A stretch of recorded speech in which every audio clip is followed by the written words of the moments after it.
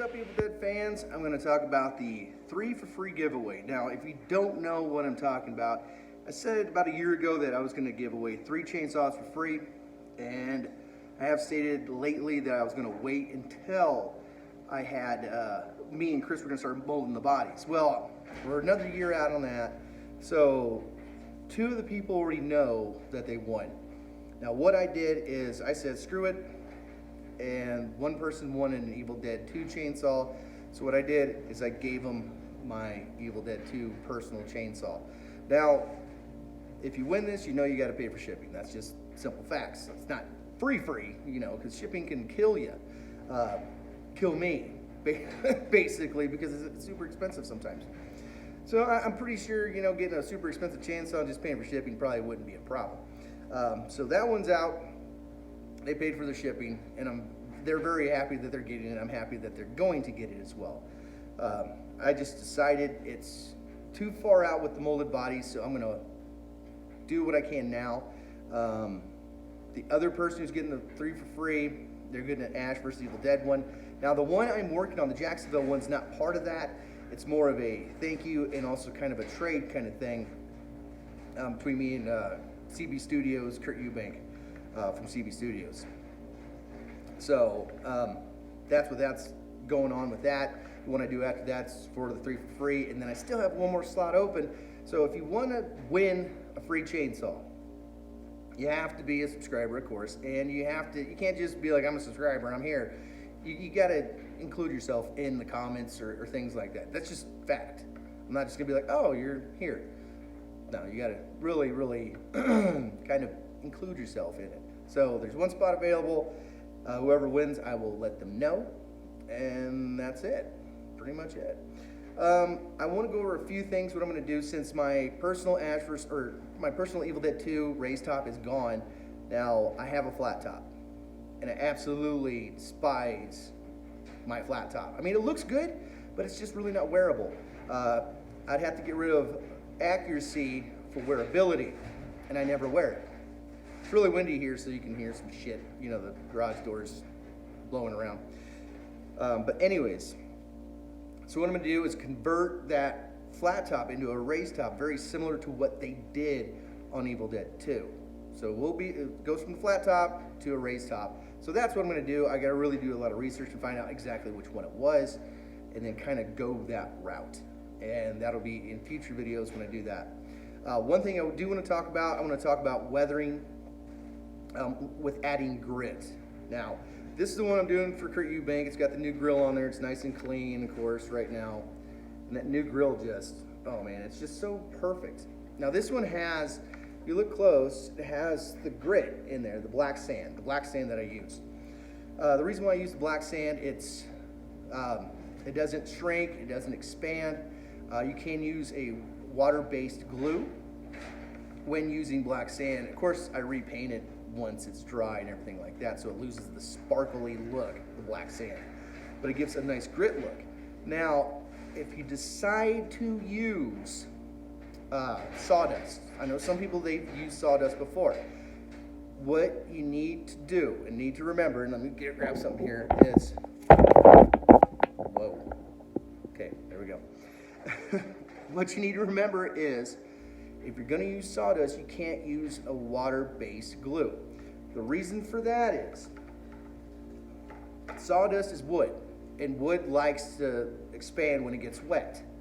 And what happens is, if you use a water-based glue, such as Elmer's or anything like that, what happens is the sawdust expands when it's in that glue. But when it dries, it starts to shrink, and it will crack out on the edges. So if you're going to use sawdust, what you want to use is a glue like this Loctite GO2.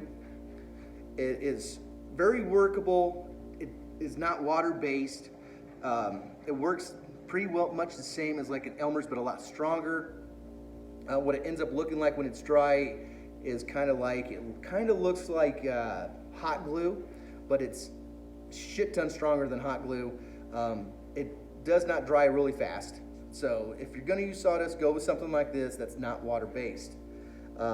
See, it's extra durable, versatile, crystal clear. It's really, really good stuff. It doesn't dry white or anything like that. Water resistant. because it's not water-based.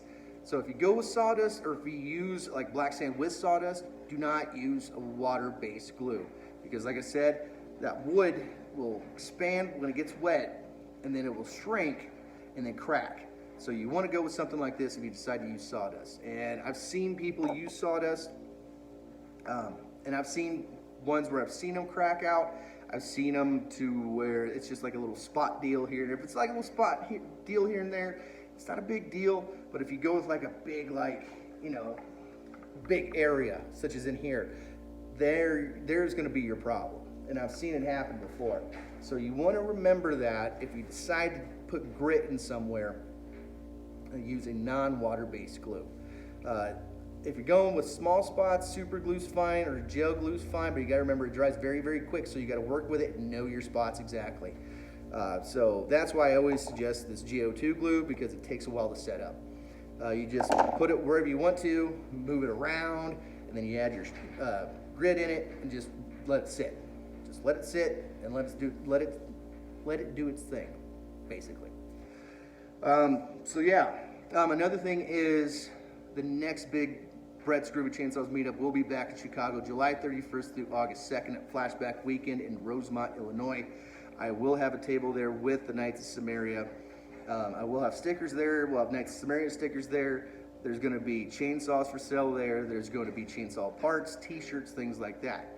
The only chainsaw that I'm selling down there is my personal Ash vs. Evil Dead Season 1, Episode 1 chainsaw, and that's just because Chris Pollock is putting this on, said I had to bring a chainsaw down there or bring chainsaws for sale down there, and I said I'm not going to do that. But I agreed, I'll bring down that one for sale. If it doesn't sell, I'm not going to be heartbroken or anything like that. It will have a hefty price tag, just to let you know, because that one took twice as much research and time to build it versus any other chainsaw I've ever done, because it's a brand new thing. The paint took a lot longer because I had to get it specific to one chainsaw, just one chainsaw. I couldn't just do whatever I wanted. So yeah, it will have a hefty price tag. If it doesn't sell, like I said, I won't be heartbroken about it. The post-apocalyptic chainsaw will be down there on display if you want to come check that out. It'll be there.